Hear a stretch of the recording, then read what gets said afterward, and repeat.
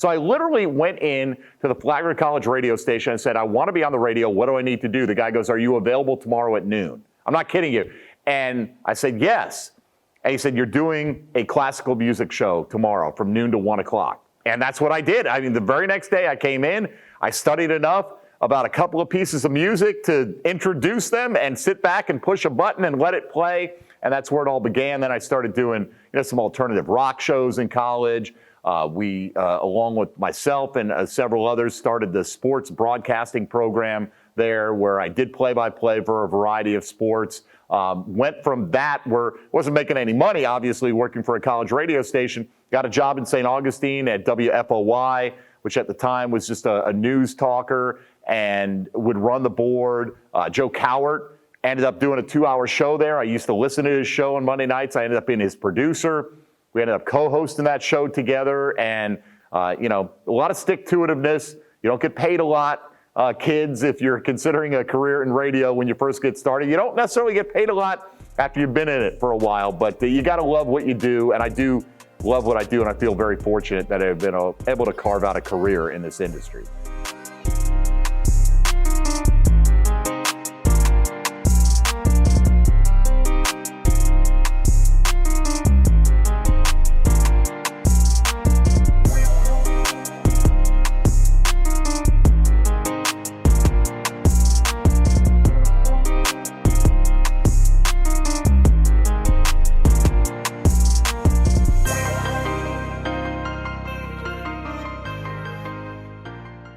I've been a sports fan basically as long as I can remember. From the time I was a little kid growing up in Connecticut, I was a New York Yankees fan, and they were just coming back into prominence in the mid-1970s, won a couple of World Series back-to-back. Reggie Jackson was my favorite player back then. I remember distinctly the night he hit 3 home runs in the World Series. Was probably the moment and the game that cemented my love for sports as much as anything. And then as the years went by, I didn't really consider a career in sports or broadcasting or anything like that.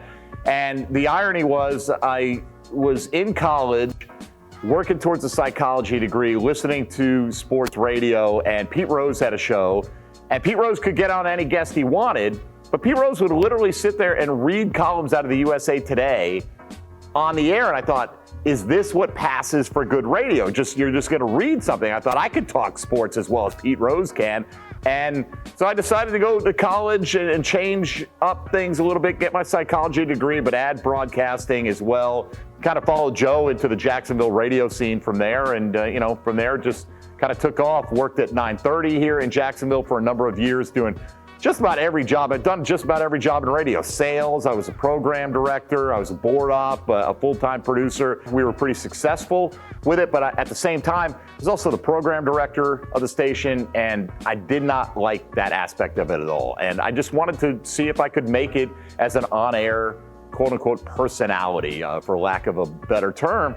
And while I was having some success there, the folks who eventually would start up 1010XL took some notice and approached me about coming over to doing work at 1460, which was one of the precursors to 1010XL. I decided, you know what? I don't love where the behind-the-scenes part is taking me. I don't want to be that guy. I want to be the guy in front of the microphone, and took a chance. And fortunately, I've been able to have some stability, which is rare in this industry. And with our 15th anniversary here coming up, to have the opportunity to be at the same place and have that bring me other opportunities as well for 15 years is just a great thing. And quite honestly, can't thank Steve Griffin enough, who was, the guy behind the driving force to build 1010XL. He was the general manager and continues to be, and gave me that opportunity to do what I love on a full-time basis.